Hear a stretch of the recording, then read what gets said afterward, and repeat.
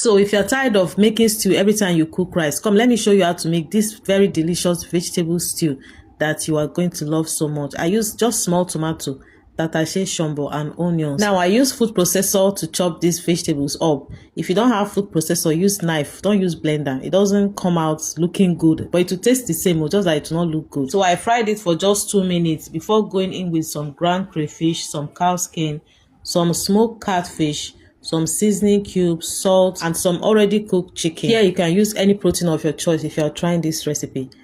I hope you notice that there's no meat stock inside this meat I poured, because I don't want the stew to be too watery. That's why I cooked the chicken to dry up a bit. Now I'm going to go in with some properly washed ugu leaf.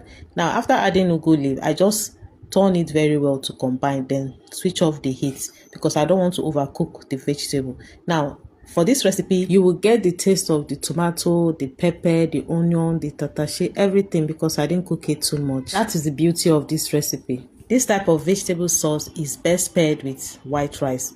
You can also pair it with jollof rice, beans, yam, anything, but it is best enjoyed with white rice.